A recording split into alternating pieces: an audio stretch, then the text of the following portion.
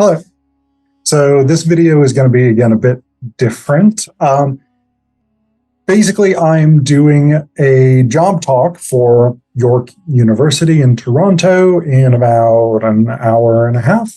And this is my practice job talk. This is both to make sure that I have my timing down to where it needs to be, but also because I think this is a pretty good presentation. So this is the job talk that I'm going to be giving for York University. This is a project or a paper entitled Democratic Aspirations in Ali Salim's The Comedy of Oedipus. Come on. Picture it. Egypt, 1970. Two things happen that are important for this presentation. First, the tone of Egyptian President Gamal Abdel Nasser's rule changes dramatically, in that he died. Second is the premiere of Ali Salim's play, The Comedy of Oedipus, You're the One Who Killed the Beast. The larger chapter from which this presentation comes argues that Salim's play draws on mythic and satiric traditions to challenge the political repression and censorship linked to Nasser's cult of personality. In The Comedy of Oedipus, Salim has the wise advisor Tiresias exhort the people to act on their own behalf, and Oedipus comes around to that opinion by the end of the play. Salim's play clearly comments on his own time and place, but locating it in history, myth, and comedy allows him to evade the censors. This presentation traces connections and divergences between Salim's Oedipus and President Nasser in order to argue that Salim's democratic project honored the benefits Nasser had brought to the Egyptian people while simultaneously critiquing the regime's political repression. Before I continue with the main argument I want to make today, I'd like to briefly contextualize the chapter from which this argument comes. My in-progress second book, very provisionally titled Staging Greek Democracy Today, argues that modern adapters of Greek drama often capitalize on its democratic associations to advocate for expanded democratic and civic powers in the modern world. The first half of the project, Fearing for Democracy, focuses on plays staging limitations or problems with democracy. The chapter on Salim is located in this first half, as you can see from the list of plays here. So the plays currently listed on the screen deal with issues like liberatory revolutions turning to oppressive regimes, autocratic repression, austerity politics, and social conflict. It's really in the second half of the book that my major critical intervention becomes most overt, as I argue that many playwrights not only advocate for democracy, but actually show on stage how to enact it. These plays involve audiences in the shows or perform collective decision-making, rooting the productions and locating governing power in local communities.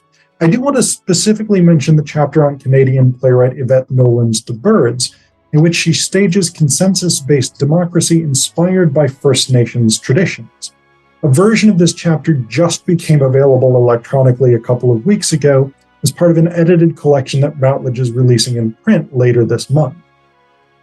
Now, although many other scholars have considered the link between Greek drama or adaptation and modern democracy, my focus on the actual staging of democracy as such is a new approach combining insights from political theory, reception studies, and performance studies. Now, on to the world of Salim's play.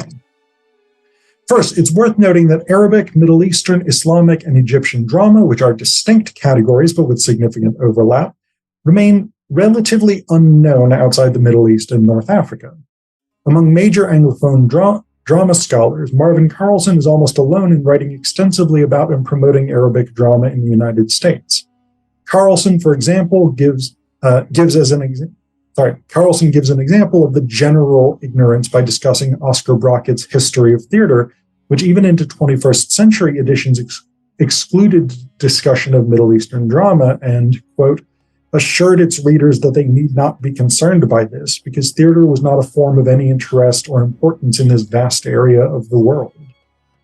In fact, however, there is an interesting and important Arab theater tradition, especially in Egypt, going back to the 18th century, 19th century. Salim's play exemplifies several Middle Eastern theater practices. Like many Arab authors, Salim couches his political message despite the feminist claim that political is personal, and the personal is political. I mean political here. Salim couches his political message in myth in order to avoid censorship, drawing on both Arabic allegorical traditions and the epic theater of Bertolt Brecht, which would become popular with Middle Eastern dramatists during the 1960s. It's for this reason that Salim picks the Oedipus story in the first place, though the play as he presents it is largely unrecognizable to those expecting Sophocles' version. In the comedy of Oedipus, the ancient Egyptian city of Thebes is threatened by a sphinx, but when the common citizen Oedipus appears to have defeated it, he's made king and marries Queen Jocasta. I do want to pause here and say these production photos that I'll be showing throughout this presentation, these are not photos from the original 1970 production run, because as far as I can tell, those either don't exist or aren't publicly available. So these production photos come from the 2013 Weber State University production directed by my friend Jenny Kokai. And actually, I had done an interview with Jenny about this production and about Salim's comedy of Oedipus for my YouTube channel. And I'm happy to talk more about that in the Q&A if anybody's interested. Going back, Tiresias warns the people that they must take care of themselves rather than look to a ruler to save them, but his wisdom is ignored. As king, Oedipus devotes himself to inventing, modernizing technology by 5,000 years. During this time, we learn that the previous king, Laius, was killed by the chief of police, Aurelia, at Jocasta's command because Laius failed to satisfy her sexually. However, Aurelia doesn't feel he can kill Oedipus because of the ruler's popularity with the common people, so he works to turn them against Oedipus. As the king works in his lab, the people are inundated with propaganda about his supposed divinity, and any dissent or questioning is brutally repressed by the police. When the suspiciously unslain Sphinx reappears, Oedipus joins Tiresias in trying to convince the people to kill it themselves, but they insist that the king can and will save them. Eventually, the people attack the Sphinx, but because of the fear instilled in their hearts by the police state, they fail. Seeing this failure, Oedipus leaves the city, and Creon, commander of the military, dies attacking the Sphinx single-handedly. By the time the comedy of Oedipus premiered, Nasser had been president of Egypt for 14 years, and the initial popular enthusiasm for the Egyptian Revolution of 1952 had largely worn off. This disillusionment had much to do with the defeat of the Arab coalition during the Six Days' War in 1967, but many artists and intellectuals had long been critical of the Nasser regime's censorship and the criminalization of opposition political parties.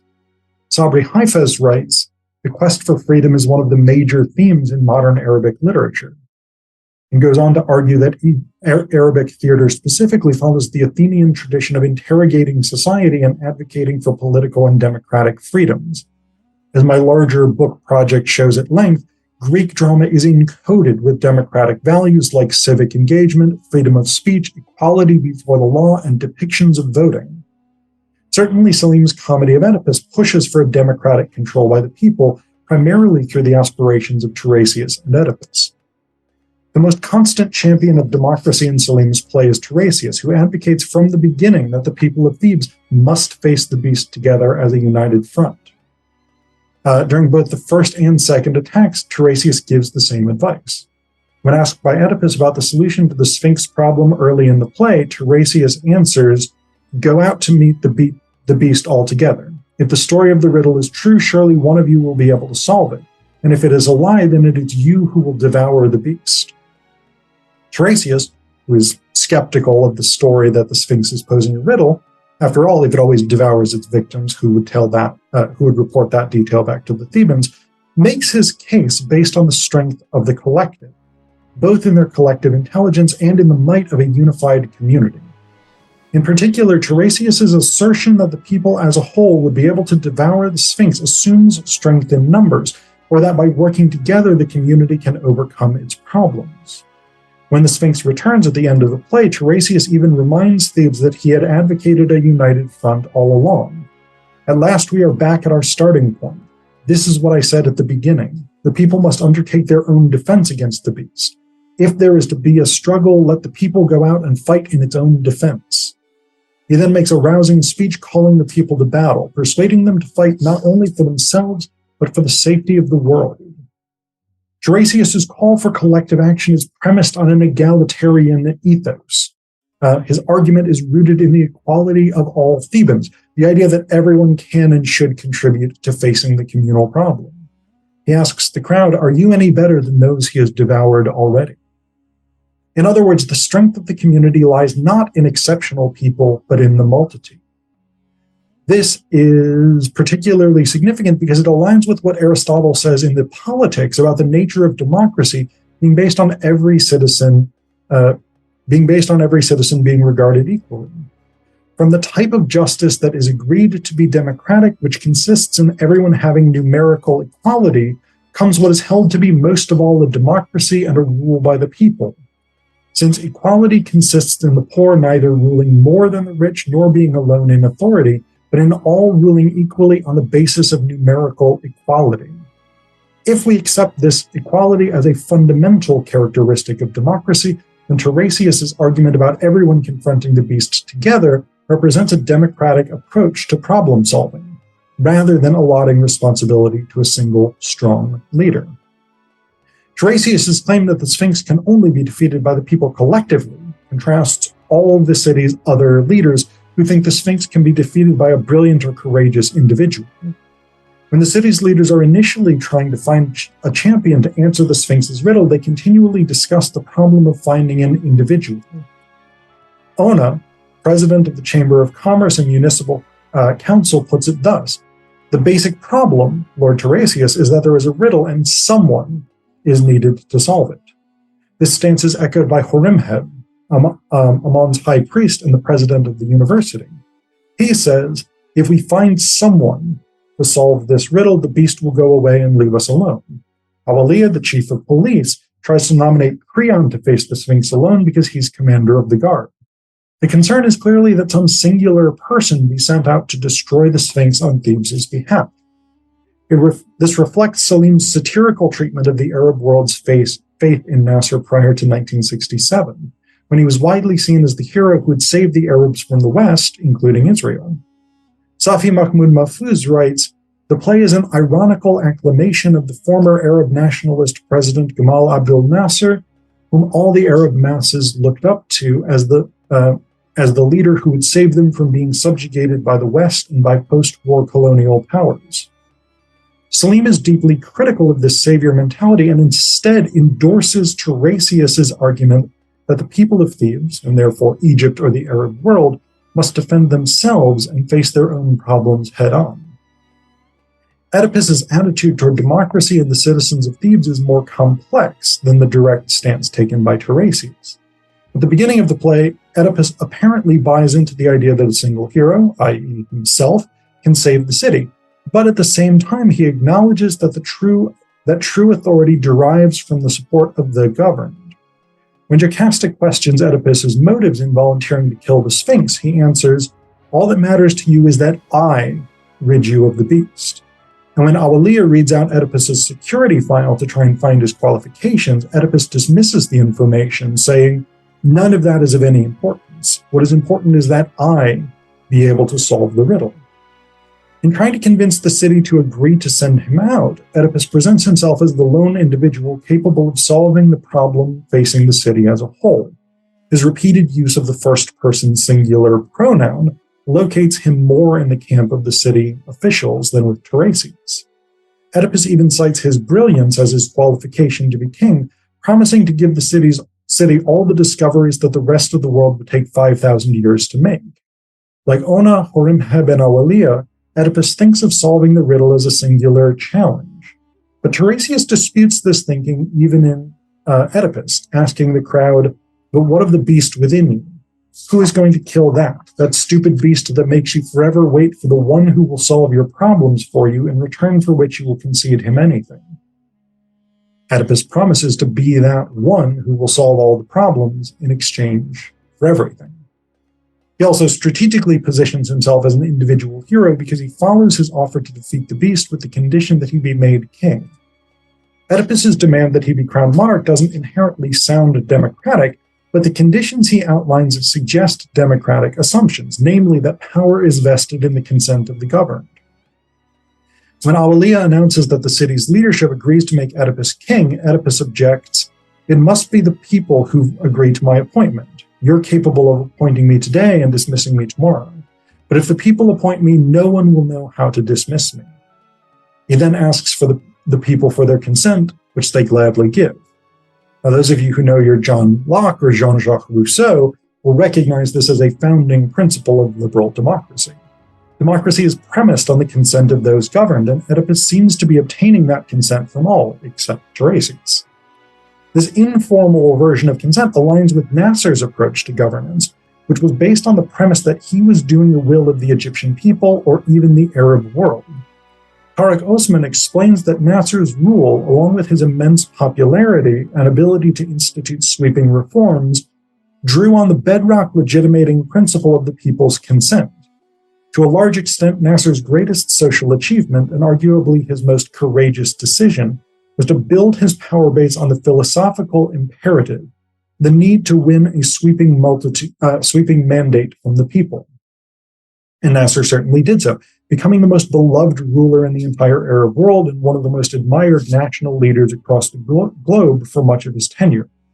Certainly some of this consent was built through Egyptian state propaganda and Nasser's own charisma, but he was also beloved by the people because he tried to balance the historic inequalities within Egypt through land redistribution and building a strong civil service that offered ordinary Egyptians good jobs. Nasser was also beloved because he stood up to, or was perceived to stand up to, Western imperialist powers who were hated throughout the Arab world during the early and mid-20th century. In this sense, Salim's Oedipus aligns with Nasser. Both are beloved rulers who improved the lives of ordinary people and seem to face down an existential threat. These similarities demonstrate Salim's allegorical project, through which he makes his critique of Nasser, while also acknowledging the Egyptian president's accomplishments. The most important achievement of both Oedipus and Nasser is the apparent victory over a communal threat. When Oedipus returns from having ventured out to face the Sphinx, he's greeted as a hero by the people. According to the stage directions, shouts of joy burst out all over the stage. The people dance with joy and exchange kisses. They meet Oedipus at the gate and carry him shoulder high. Flowers are showered on him from all sides. Oedipus is beloved of the Thebans because he has overcome the source of their terror. In Salim's play, the Sphinx represents the colonial powers that had long dominated Egypt. According to Mahfouz, the Sphinx represents the British and French colonial powers that seized and dominated the Suez Canal. Thus, by extension, the beast represents all external colonial threats to Egypt's independence. By seemingly defeating this threat, Oedipus is not only enshrined in his subjects' hearts, but also aligned with Nasser, the hero of the Suez Crisis. Nasser's place in Arab hearts was secured by his victory in the Suez Crisis in 1956. Mahmoud al-Shatawi actually links Oedipus's ostensible victory over the Sphinx with Nasser's apparent victory. The Suez Crisis followed Nasser's nationalization of the Suez Canal in 1956, a decision made partly to fund the Aswan High Dam project and partly to claim control of the canal for Egypt in spite of British imperialism. That October, Britain, France, and Israel simultaneously attacked Egypt to try and retake the canal, and they almost immediately destroyed much of Egypt's military capabilities. Ultimately, it was not Egypt that defeated the invaders. Instead, the United Nations and United States forced the aggressors to withdraw. President Eisenhower was angry that the US hadn't been consulted beforehand. Now, although the crisis was largely resolved between Western powers, as the Charles River editors put it, Nasser's political position was enhanced by the failure of the tripartite invasion, which was largely seen by the world as an attempt to topple Nasser and his government. The crisis gave Nasser instant credibility and earned great popularity and support for Egypt throughout the Arab countries. Now seen as an anti-colonial hero, Nasser's position was firmly secured in Egypt, the Arab world, and the non-aligned movement, which were countries usually in the global south that refused to side either with the US and NATO or with the Soviet Union. One significant difference between Oedipus and Nasser is that Oedipus resists the autocratic power that other members of the ruling elite try to invest him with. In this sense, Salim's Oedipus also differs from Sophocles' Oedipus, who rules the Greek Thebes as a tyrant. Now, I'm using tyrant in the Greek sense of the word here as someone who was an absolute monarch, basically, an absolute ruler. Not necessarily the sort of brutal dictatorship that we tend to think of today with the term tyrant. Both Sophocles as Oedipus and Nasr ruled as strongmen, deciding the fates of their countries through their own will. In the Sophocles, Oedipus is warned to give up his line of questioning by Tiresias, Jocasta, and the shepherd, but he refuses to be ruled by anyone else, instead insisting on his personal quest for knowledge despite the consequences.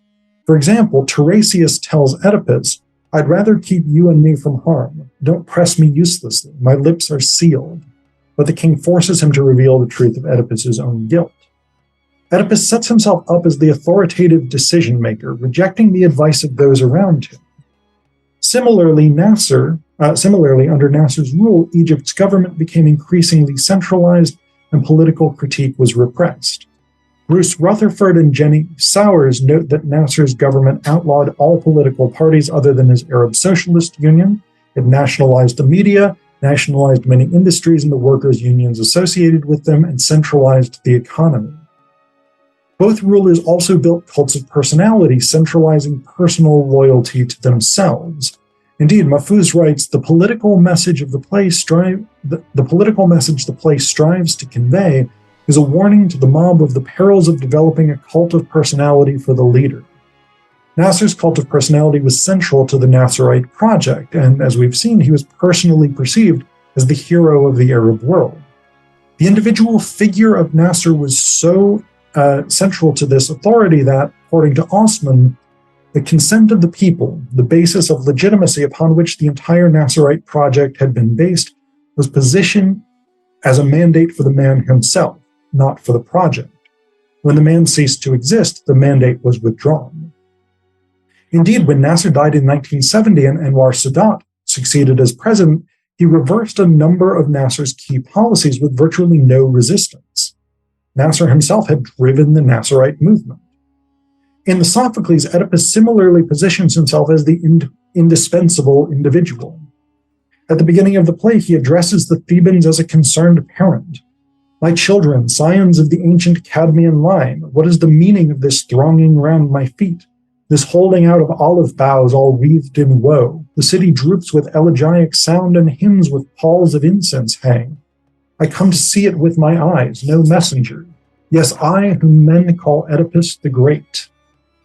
The priest who then explains the plague afflicting Thebes flatters Oedipus, praising his intelligence and prior service to the state. And Oedipus vows to personally pursue the instructions from Apollo's oracle, no matter the cost. As with the officials in Salim's play, Sophocles' Oedipus seems to see the problem of the plague as a single individual's responsibility. To maintain his power, he will approach the problem with a single-mindedness that the people have come to expect from the man who saved them from the Sphinx. In this sense, Salim's Oedipus is the opposite of both Sophocles' protagonist and Nasr. Salim's Oedipus actively tries to dismantle the cult of personality built up around him, though only when he becomes aware of it later in the play. When he's made king, Oedipus rejects the complete pharaonic power allowed him by the position. High priest Horemheb tells Oedipus, "Last night, as I was looking through the Amun-Ra documents that we keep in the temple archives, I noticed the name Oedipus occurs in 7 papyri. I was greatly surprised, my lord, because these documents record only the names of gods and those descended from the gods." Horemheb therefore wants to publicize his findings that Oedipus is actually descended from the gods in the tradition of the pharaohs.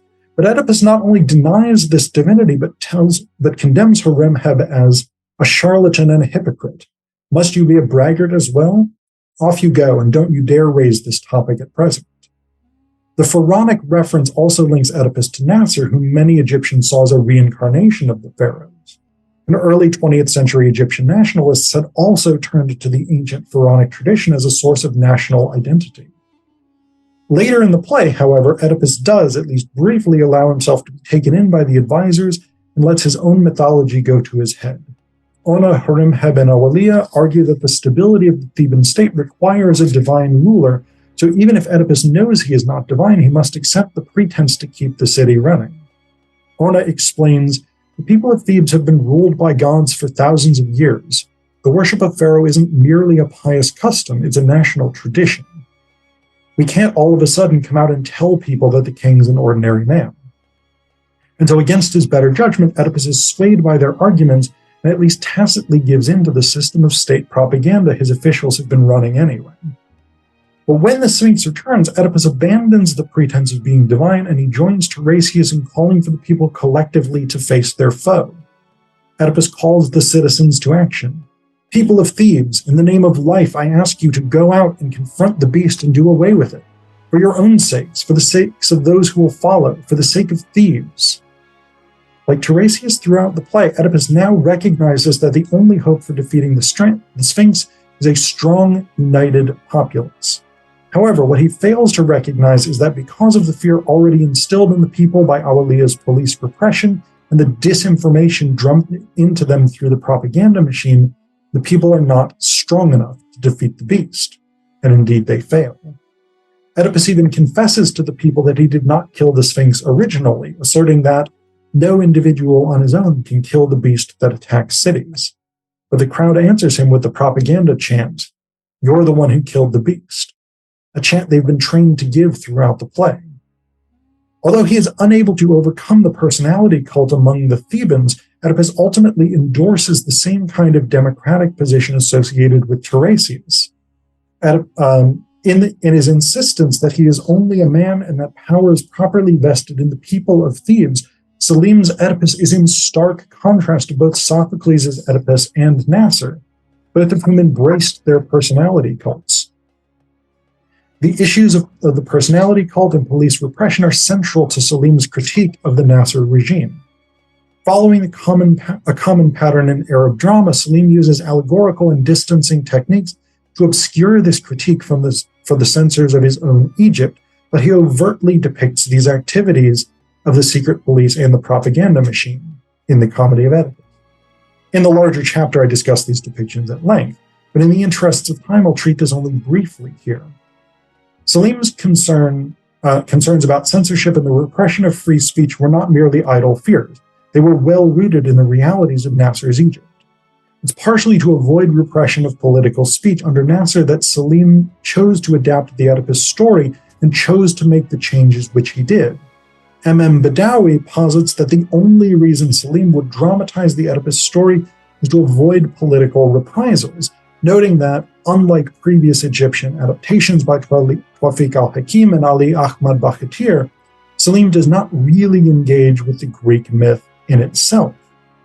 He locates the Comedy of Oedipus geographically in Thebes, the Egyptian, not the Greek Thebes, and locates it temporally a very long time ago. These changes shift the play decidedly away from modern Egypt, even as Salim's message is clearly directed at the post-1967 Nasser regime. As Mohammed al-Mohana points out, the change of the setting in this version serves Salim's aim of highlighting contemporary political issues. By finding connections between Oedipus and Nasser and by resetting the play in a different historical context, Pharaonic Egypt rather than classical Greece, and changing from a tragedy to a comedy, Salim introduces substantial ambiguity, thereby both enabling his critique of the Nasser regime and creating enough distance that Nasser's censors could approve the work. The Comedy of Oedipus advocates for greater democratic freedom and civic engagement in the context of a repressive and censorious government, prompting the people to take action to resolve the problems facing them rather than rely on a strong leader. Given the limitations of free speech under the Nasser regime, especially after the disastrous 6 Days War, Salim necessarily needed to camouflage that critique through relocating the play in myth and history. But by using that allegorical distancing, Salim could express his political message through Tiresias's and Oedipus's direct advocacy for communal action and through the satirical presentation of the state ministers.